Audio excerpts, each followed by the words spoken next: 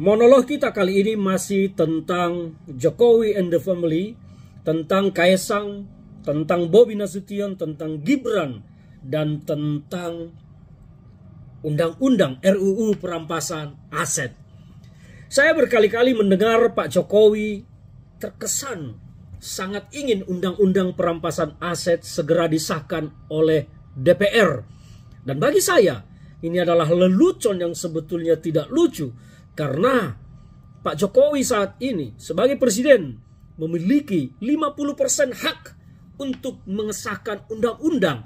Dan kalau perlu, kalau DPR menghambat pengesahan sebuah undang-undang, Presiden Jokowi berhak mengeluarkan perpu dalam situasi darurat. Kita memang darurat dalam penegakan korupsi. Negara ini memang darurat dalam pemberantasan korupsi. Dan salah satunya kedaruratan itu muncul dari keluarga Pak Jokowi sendiri. Kita melihat bagaimana sekarang ramainya tentang dugaan gratifikasi penggunaan pesawat jet pribadi oleh Kaesang yang jalan-jalan ke Amerika beserta istrinya beberapa waktu lalu. Yang kedua, Bobi Nasution juga pernah tertangkap kamera juga menggunakan pesawat pribadi.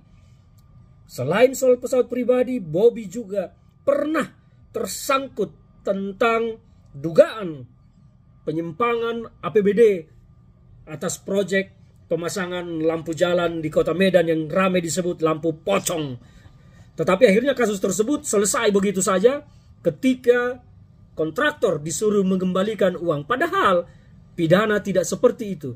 Mengembalikan uang korupsi tidak menghilangkan perbuatan pidananya. Tetapi okelah, kita mau bicara di sini tentang apa sih sebetulnya misi Pak Jokowi, seolah-olah bicara ingin agar undang-undang perampasan aset ini segera disahkan.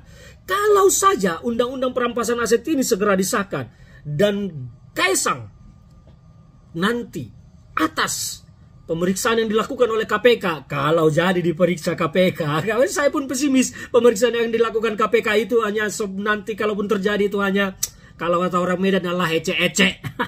Kalau kita bicara tentang sebuah positif, hal positif dalam penegakan hukum, kalau KPK memeriksa Kaesang dan ternyata penggunaan pesawat tersebut diputuskan adalah gratifikasi, pemberian hadiah kepada keluarga pejabat, maka kalau menerapkan undang-undang perampasan aset, sudah siapkah Kaesang dan keluarganya, terutama Pak Jokowi, asetnya disita oleh penegak hukum KPK? Seharusnya kalau Pak Jokowi mau bicara tentang pemberantasan korupsi, bicara tentang undang-undang perampasan aset, maka harus dimulai dari keluarga. Keluarga harus menunjukkan bahwa keluarga itu bersih, clear, jernih, tidak terlibat dengan dugaan-dugaan penyalahgunaan kekuasaan, dugaan-dugaan penyimpangan terhadap hukum, dan dugaan-dugaan perbuatan korupsi.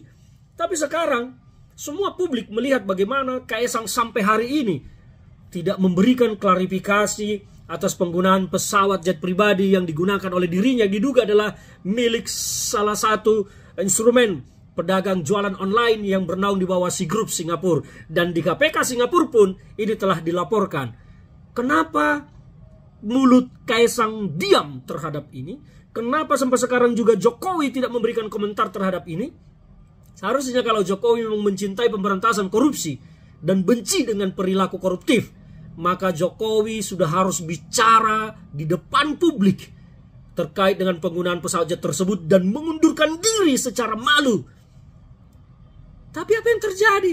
Jokowi cengangas-cengenges, Jokowi cengangas-cengenges dan tidak merasa bersalah sama sekali. Inilah yang saya bilang sebuah lelucon, sebuah kemunafikan. Bicara seolah-olah benar, bicara seolah-olah tidak pernah salah.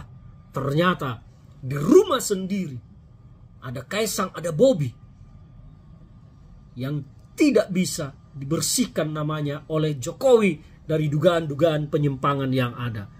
Saya menantang Pak Jokowi untuk segera bersuara dan menantang Kaesang untuk segera bersuara terkait dengan pesawat jet pribadi tersebut. Jangan diam karena Anda adalah bapaknya Kaesang. Dan Kaesang jangan diam karena Anda harus menghormati hukum di negara ini. Kalau Anda merasa berkuasa dan akan aman dari segala penegakan hukum, jangan pernah merasa bisa aman dari penegakan hukum yang akan dilakukan oleh yang kuasa, pemilik kehidupan kita semua.